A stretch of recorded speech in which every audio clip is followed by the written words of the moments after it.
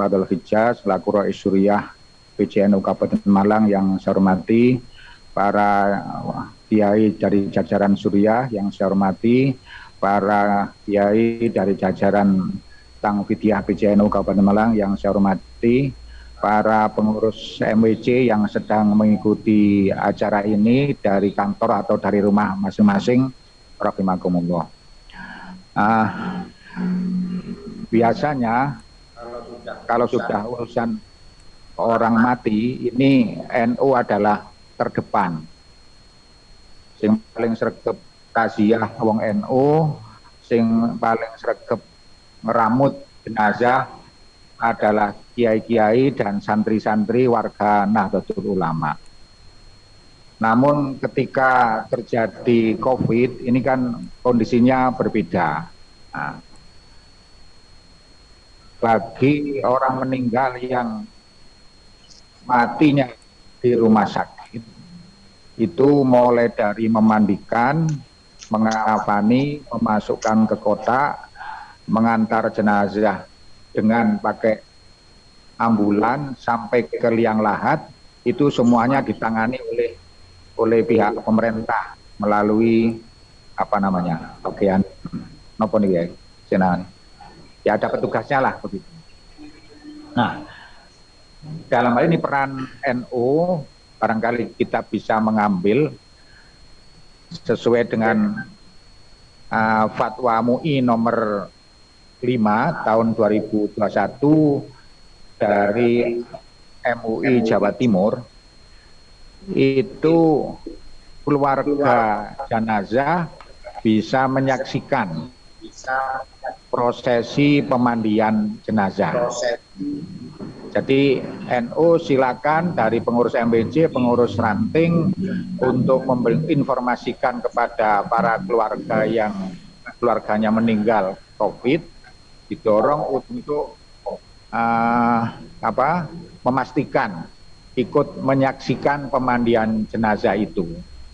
Pengalaman kami tetangga itu yang meninggal di rumah sakit memang diperkenankan, artinya tidak dilarang oleh rumah sakit untuk menyaksikan itu. Tentu ya menyaksikan dari teman, memastikan bahwa jenazah itu betul-betul sudah dimandikan. Dan biasanya sebelum dimandikan lebih dulu disiram air yang ada kandungannya klorin 0,5%. Nah, jadi pastikan keluarga atau salah satu keluarga menyaksikan proses pemandian di rumah sakit. Pastikan juga bahwa keluarga menyaksikan proses mengkafani. Jadi kalau ada berita hoax, kemudian ono mayit di daerah mana ternyata ejik celonoan, ejik katoan, sewu, atau bahkan kafannya enggak nutupi seluruh bagian tubuhnya. Lah ini untuk menghindari itu pemerintah sudah memberi kesempatan kepada keluarga, silakan nunggui, tapi jangan terlalu dekat. Kemudian silakan keluarga juga menunggui saat memasukkan jenazah di peti. Nah ini dulu Basnas sudah memberikan saran, Basnas Kabupaten Malang, Bapak Kiai Khairul Hafid sudah mensyaratkan kepada pihak terkait, pastikan bahwa kotak itu diganjel atau dikondisikan supaya tetap miring. Nah, saran dari Kiai Haji Khairul Hafid itu dilaksanakan oleh pihak terkait, oleh bagian pengadaan peti jenazah. Kita tahu dulu yang biasanya dimasukkan ke kotak atau ke peti kan ya orang-orang bukan muslim, tapi sekarang ternyata akhirnya kotak yang dulu itu asalnya kan ya jembar, sehingga karena jembar itu sangat ada kemungkinan malin lumah. Nah, tapi sejak itu mulai dari tingkat kabupaten, bahkan tadi pagi ini saya dapat laporan dari salah satu mudin di Kecamatan Turen, sudah rapat mudin seluruh kecamatan bersama Pak Camat dan rumah sakit. Rumah sakitnya juga dipanggil memastikan bahwa peti itu harus yang dikondisikan dengan cara pengisor sempit sehingga mayit miring, atau kalau tidak sempit berarti diganjel sehingga posisinya bisa menghadap kiblat. Nah, itu yang penting. Kemudian silakan keluarga juga menyalati, tapi insya Allah di rumah-rumah sakit itu sudah ada tim yang bagian nyalati. Tapi ada baiknya keluarga ikut menyalati. Nah, karena petugas di rumah sakit itu sangat lelah, sedino sampai beberapa orang, sampai 5 sampai 10 orang, sehingga kalau yang nyalati itu juga orang yang pakai APD, padahal APD itu sekali pakai kan juga bolak-balik pasang bongkar pasang sekali pakai. Kemudian berikutnya peran NU dari pengurus NU di tingkat kecamatan maupun ranting itu juga bisa mendorong kepada warga orang yang mati COVID, kadang-kadang warga itu nggak berani takziah, kemudian nggak berani tahlilan karena khawatir ada keluarganya yang juga terpapar COVID, sehingga akhirnya ada kekhawatiran lek salaman, lek berkumpul di rumah juga. Nah ini alhamdulillah ada solusi di beberapa desa, tokoh NU setempat, Pak Ranting atau takmir langgar atau takmir masjid mengambil inisiatif warganya yang meninggal, yang rumahnya sempit, ini bisa ditahlili di langgar yang dekat dengan rumah jenazah. Nah, sehingga kalau langgar kan insya Allah masih tetap laksanakan sholat, misalnya tetap dengan berjarak. Nah, di Turen itu, misalnya di Dukuh Penongosari, itu sampai kalau orangnya kaya ya ngirimi konsumsi dibawa ke langgar, kalau kebetulan orangnya nggak mampu sampai tetangga-tetangganya itu ikut memikirkan konsumsi ringan untuk jamaah yang nahlili di langgar, sampai seperti itu. Selanjutnya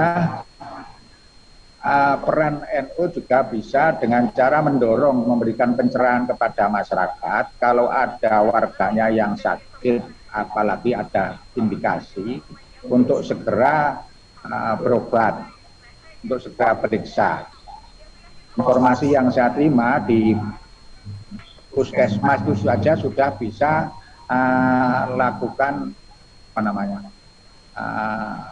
swab yang PCR, artinya akurat.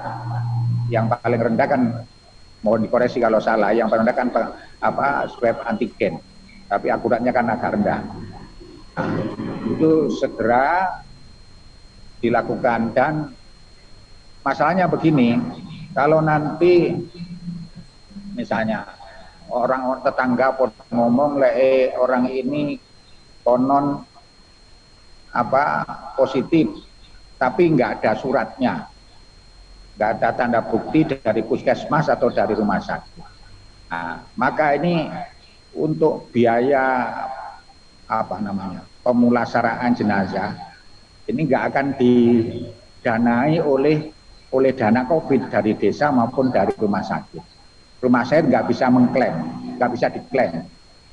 Nah, yang saya terima rapat di Turen tadi, jadi misalnya sudah swab tapi belum keluar, kemudian kok mau ke rumah sakit, dari puskesmas ke rumah sakit muter-muter gak oleh rumah sakit aja nombong mati, kan sudah ada gejala.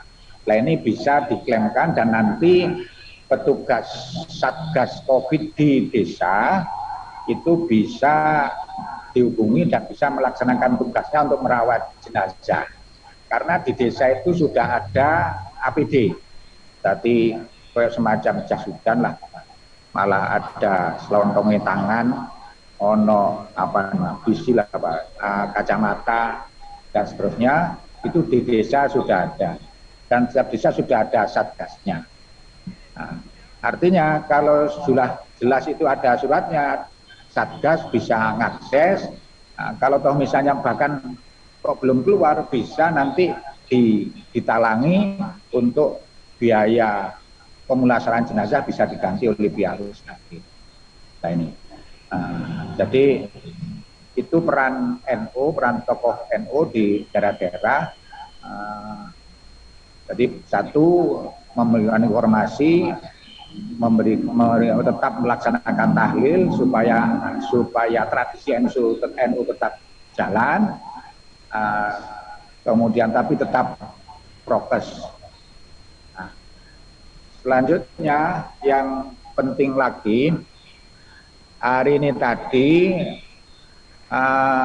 adalah batas terakhir dari Babinsa itu minta kepada mudin di tiap desa untuk mengirimkan beberapa orang, 4 atau 5 orang untuk dikirimkan nama-nama itu siap menjadi relawan.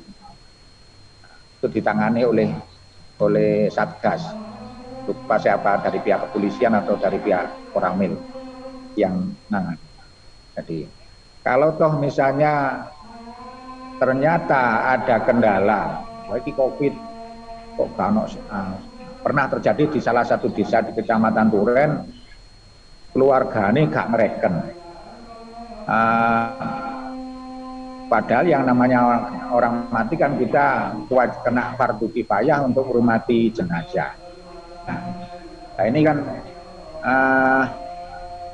kan juga merepotkan. Tanggane keluargane gak gelem ngurmati, tonggone gak gelem ngurmati, sing kepotokan akhirnya tentu pemerintah desa.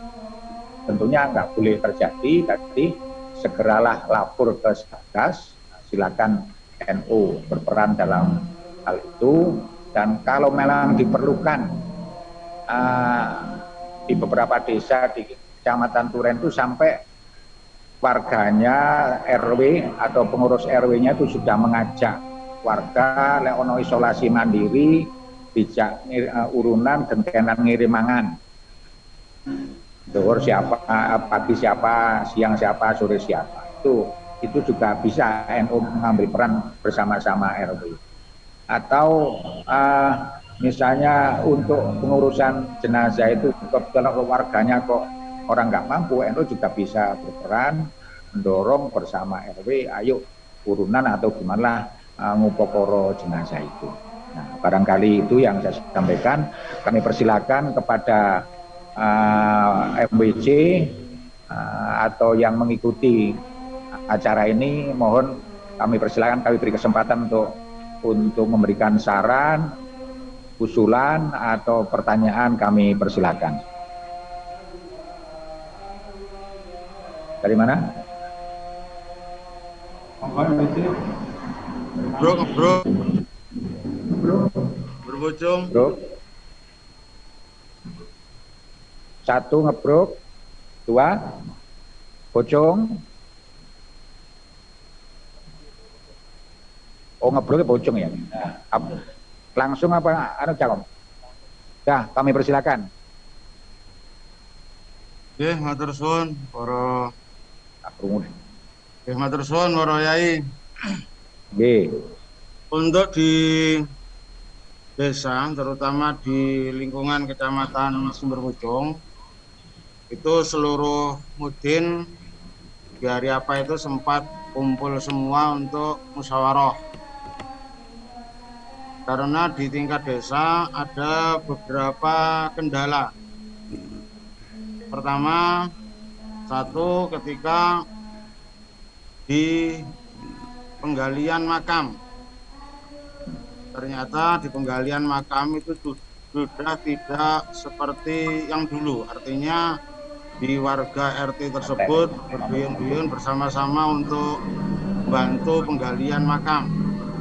Sehingga untuk saat ini penggalian makam saja sudah kesulitan karena hanya orang-orang tertentu, apalagi ketika ada berita yang meninggal COVID. Dan itu juga satu kendala tersendiri. Yang kedua, tentang pemakaian APD.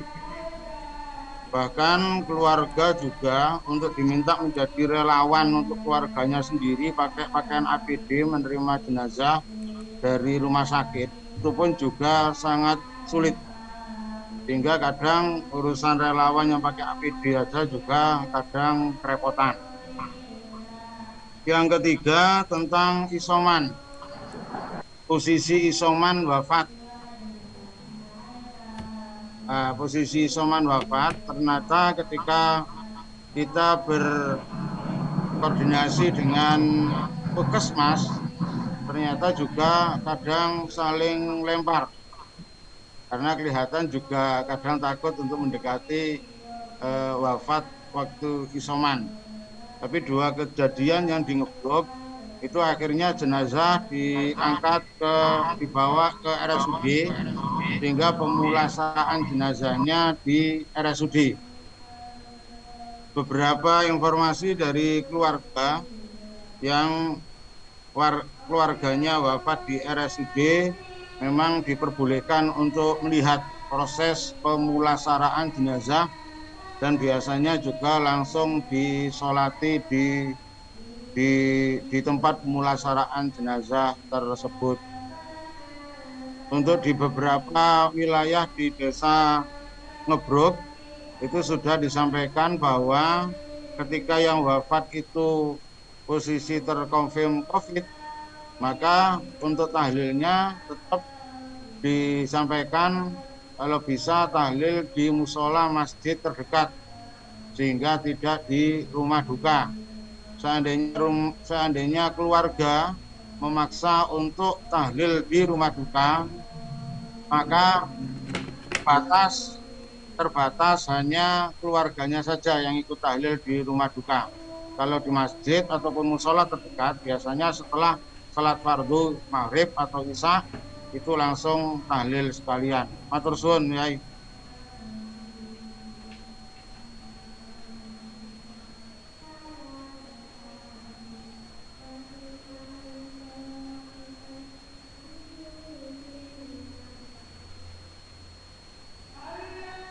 Gali makam itu ya tanggung jawab keluarga atau masyarakat. Artinya nggak ada dana dari pemerintah. Yang ada dari pemerintah itu ya tadi saya sebutkan biaya di rumah sakit, memandikan, mengawani, peti, kemudian ambulan, ngantar sampai di dekat liang lahat. Mari kus ditinggal. Artinya sepengetahuan saya, dan itu saya sudah tanya ke beberapa mungkin itu ya sampai situ tanggung jawab pemerintah. Jadi duduk kuburan itu warga atau masyarakat. Dan saya pikir orang duduk kuburan wong mayit urung teko kan mosok wedi ketularan. Nah, yang kedua untuk APD kadang keluarganya nggak mau. Kalau saya lihat di fatwa MUI itu kan yang memandikan, mengafani, proses itu kan pihak Satgas. Keluarga boleh mengamati, boleh mewasno lah. Nah, mungkin yang kejadian keluarga diminta untuk pakai APD itu lek kate melok-melok edusi, melok ngulesi. Nah, itu tentunya prosedurnya ya seperti itu, memang harus pakai APD, kalau nggak pakai APD malah salah. Itu berarti orang yang pengetahuannya perlu dikasih penjelasan lah supaya paham. Yang isoman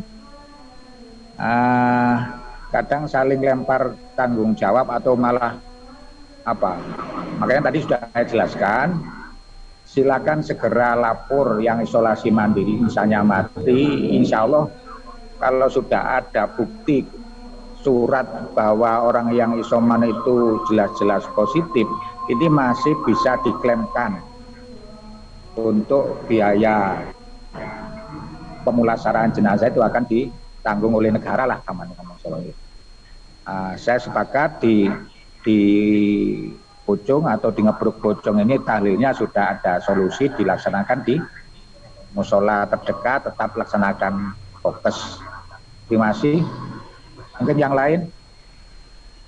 Sebentar ya, yang ngapunten. Masih dari Ngebrok. Ya, monggo. Yang kami sampaikan tadi itu sebenarnya tidak berhubungan dengan pembiayaan ya. Yang saya sampaikan tadi tidak berhubungan dengan pembiayaan. Artinya ketika saat ini pun ketika yang wafat itu terkonfirm COVID atau tidak, ternyata semangat warga untuk takziah, terutama pemuda, ikut di makam membantu penggalian makam itu ternyata sangat menurun, sehingga mungkin NU ini juga punya peran di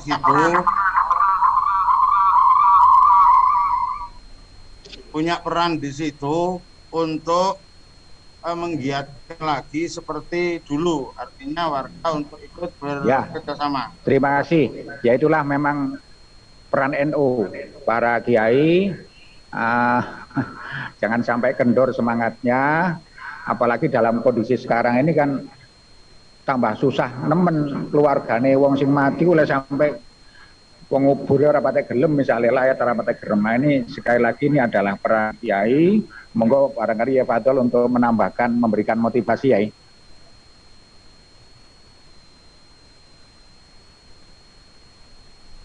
Terima kasih untuk pelaksanaan pemulasaraan jenazah COVID-19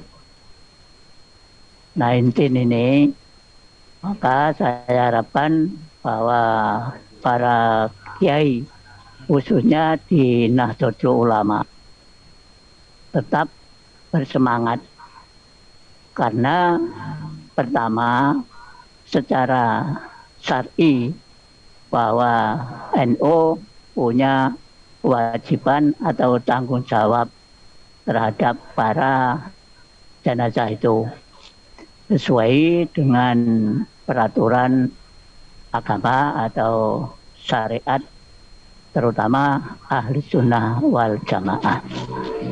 Yang kedua, untuk memberi motivasi kepada keluarga ataupun tetangga dan orang-orang yang mampu di sekitarnya untuk saling tolong menolong, terutama untuk kebutuhan para korban yang meninggal terpapar COVID-19 ini. Berprinsip pada wallahu fi aunil abdi madamal abdu fi auni akhihi. Allah akan selalu menolong kepada hambanya apabila hamba itu masih mau menolong kepada keluarganya, khususnya bagi korban yang keluarganya memang kurang mampu. Yang selanjutnya, bahwa peraturan pemerintah yang ada ini, Nahdlatul Ulama harus berupaya di baris terdepan, karena dengan mutu Nahdlatul Ulama hubbul waton minal iman, cinta tanah air adalah sebagian dari iman, agar kejadian-kejadian yang tidak bisa tertangani secara maksimal jangan-jangan nanti diartikan untuk kepentingan-kepentingan tertentu, sehingga kondisi keamanan di daerah kita ini makin tidak kondusif. Oleh karena itulah, mari bersama-sama secara syar'i, secara agama maupun kemanusiaan tetap kita mengedepankan ukhuwah diniyah, ukhuwah watoniyah, dan sekaligus ukhuwah basyariyah dalam kondisi yang sulit yang kita alami selama ini. Itu sebagai tambahan saja. Terima kasih atas perhatiannya dan kami kembalikan kepada Bapak Moderator. Terima kasih. Saya akan nambah sedikit terkait dengan isoman. Karena juga di beberapa daerah, kadang-kadang orang tidak mau dikatakan bahwa itu adalah COVID, karena memang secara formal belum ada bukti dari dokter atau rumah sakit atau dari mana. Tetapi kalau kita lihat gejalanya sama dengan yang lain-lain, saya pikir itu mungkin ya sama dengan yang kena COVID secara resmi dari rumah sakit, atau mungkin yang di rumah sudah dikoordinasikan dengan pihak petugas setempat. Maka barangkali menurut saya, kalau ada warga kita di sekeliling kita, warga desa di sekeliling kita, ada orang meninggal yang tanda-tandanya, indikatornya seperti itu, mungkin lebih baik disarankan saja kepada keluarga dengan enak lungguh bareng, lah iso tahlilin di musola terdekat. Karena kalau tidak, ketika tahlil bersama-sama di tempat atau di rumah duka, kalau memang itu betul-betul COVID kan akhirnya tambah banyak yang terpapar, yang terkonfirmasi.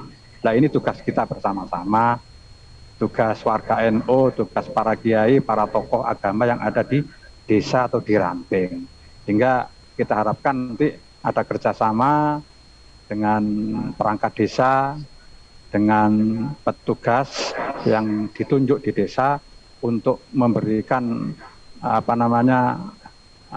himbauan atau mungkin memberikan pemahaman kepada keluarga yang ditinggal kalau memang betul-betul yang meninggal itu indikatornya sama dengan orang yang meninggal karena COVID. Mungkin itu sedikit tambahan kami, dan saya kembalikan kepada Yai Baweh sebagai koordinator. Karena rupanya permasalahannya hampir sama di semua tempat gitu loh. Monggo Yai Baweh. Kami persilakan yang lain. MBC mana? Kujon. Kujon. Monggo, langsung ya.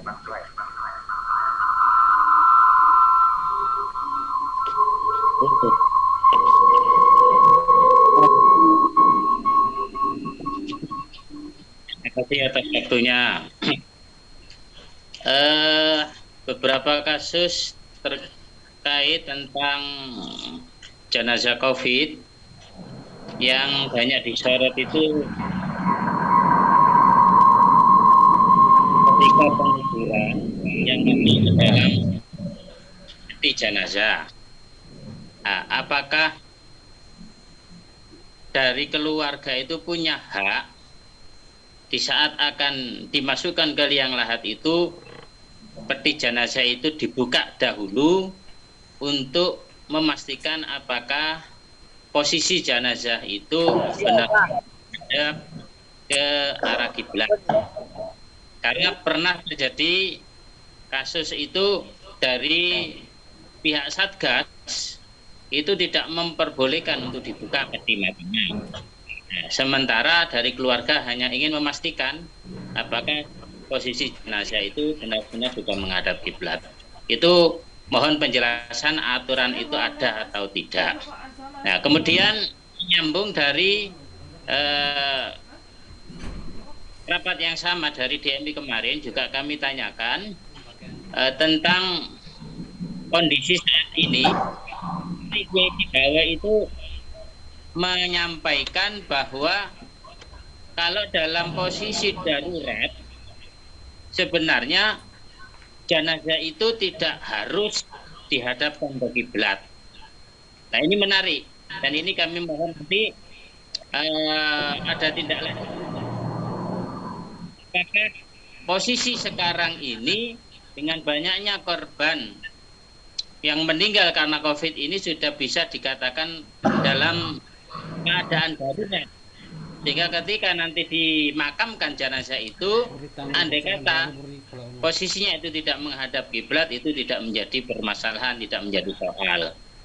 Karena yang disampaikan Kiai Ramadan Khatib dalam rapat DMI kemarin itu seperti itu. Kami ingin kejelasan apakah kondisi sekarang ini bisa dimasukkan kondisi darurat, sehingga ketika jenazah COVID itu masuk ke liang lahat, andaikan itu tidak menghadap kiblat, itu tidak menjadi permasalahan.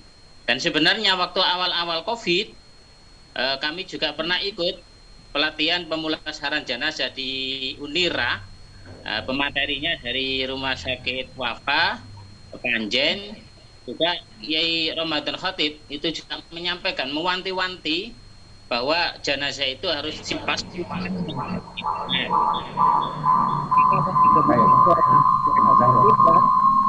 sampai hari kiamat akan menangis. Terima kasih. Terima kasih Yai Ali Pujon Roy Surya MWC. Pertanyaannya, bolehkah peti dibuka? Saya belum pernah membaca aturan itu, cuma berdasarkan informasi yang saya terima, Yai atau Gus Huda An-Nur II itu cerita ketika Bu Nyai Fathul Bari almarhumah wafat, itu mohon izin kepada Satgas yang bertugas memakamkan itu boleh diizinkan. Ternyata menurut Gus Huda itu posisinya nggak pas, nggak mengarah kiblat, ya barangkali karena perjalanan dari rumah sakit gelodak-gelodak mungkin. Nah, terus dibetulkan. Yang betulkan itu bukan orang, artinya yang membetulkan itu adalah Satgas yang memakai APD. Satu.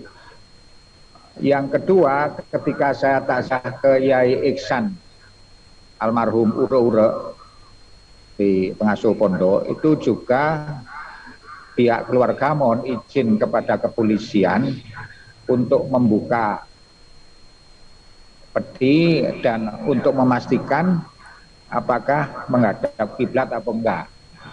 Jadi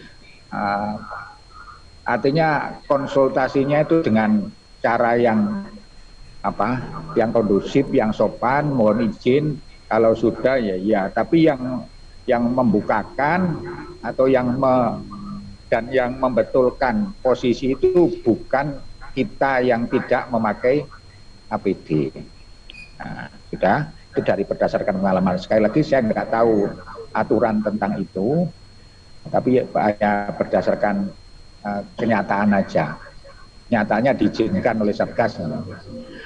Berikutnya, betul bahwa Yai Ramadan kemarin kami juga mendengarkan beliau menjelaskan di kitab Majmu' dalam kondisi darurat bahwa menghadapkan jenazah ke kiblat itu bukan suatu kewajiban. Nah, barangkali hikmahnya kita ambil, umpomo karo Satgas kok gak oleh-oleh tenan buka, ya wis percaya ae toh ono kitab sing olehno. Barangkali kalau kita ambil jalan tengah seperti itulah. Wis ono kitab sing supaya tidak was-was, supaya tidak nanti tambah gegeran. Nah, barangkali itu. Monggo yang lain.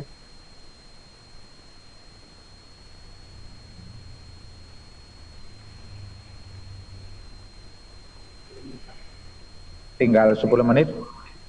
Mungkin ada MPC yang memberikan usulan, saran.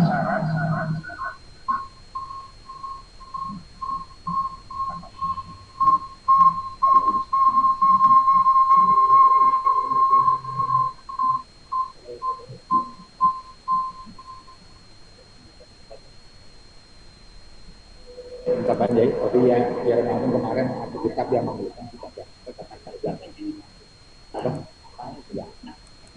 ya, tapi aturannya Yai Fadl sudah buka-buka kan nggak boleh dibuka. Jadi umpomo itu dengan cara yang boleh, yang membuka adalah petugas, bukan kita. Kalau kita memaksakan diri nanti malah jadi problem.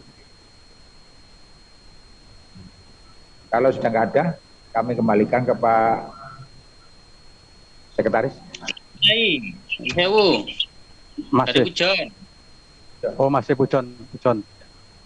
Ya, itu tadi yang saya tanyakan, apakah bisa kondisi saat ini sudah dinyatakan darurat untuk bolehnya tidak jenazah itu, sehingga nanti kalau ada masalah lagi, ada jenazah COVID yang dalam peti itu, keluarga yang ingin membuka aturannya nggak boleh, tapi berikan penjelasan seperti itu supaya bisa menerima. Tidak apa-apa, ini darurat meskipun tidak menghadap kiblat. Apakah sekarang ini sudah kondisi darurat? Monggo ya Fadol. Apakah kondisi sekarang itu sudah masuk kondisi darurat?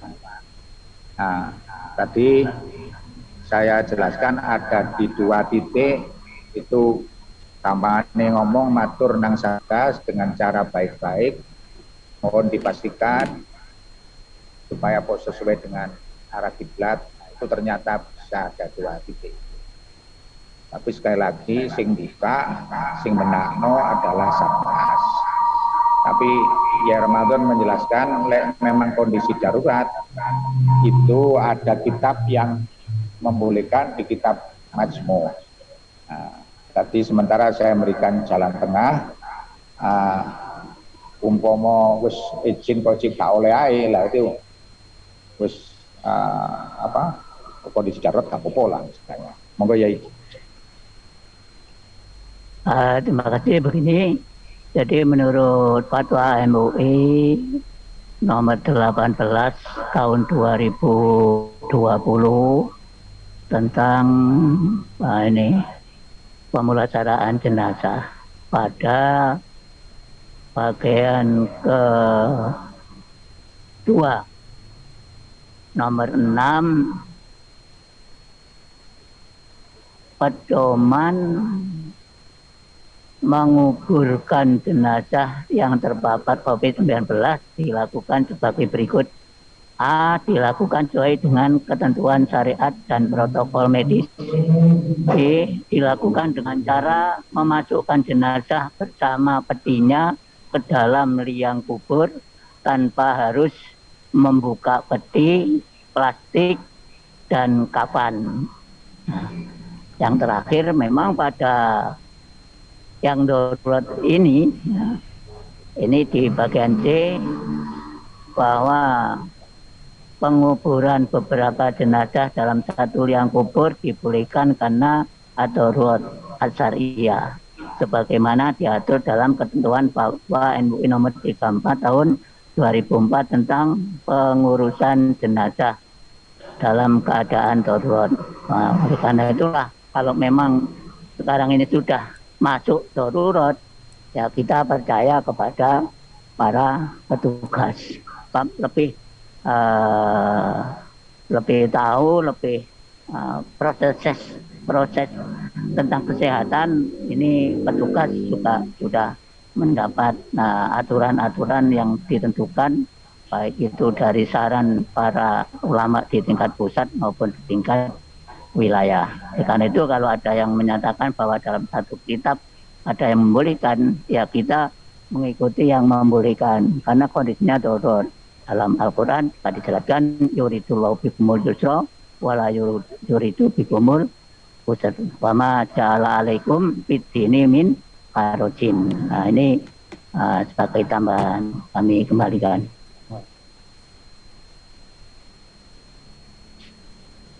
Terima kasih. Jadi barangkali untuk supaya tidak kendulian lah, keluarga itu mulai memandikan, ngulesi sampai memasukkan jenazah ke peti. Petinya sudah ditata sedemikian rupa, yang sebelah bawah itu kecil supaya posisinya miring atau diganjel. Saat prosesi itu keluarga sudah hadir mengamati, nah insya Allah ya mestinya hatiku mantep. Lewes mantep bisa al yakin layu zalu bisak lah. gitu aja. Noto atine barangkali gitu. Wis yakin omang nonde pedine wis kira-kira insyaallah wis diganjel, wis diatur sedemikian rupa. Kemungkinannya sangat kecil. Memang awal-awal dulu ceritanya memang peti itu ya nyene pedine wong biyen kanggo wong Nasrani itu ya persegi atau apalah bacanya. Wombo ngono malih posisine mlumah. Nah, ini sudah beberapa bulan ini sudah diatur diganjel atau dimiringno yang kecil itu.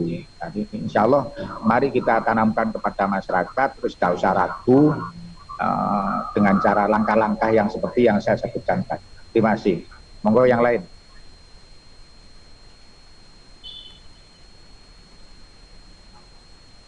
Apa sudah cukup? Tidak ada yang tanya, saran, kritik?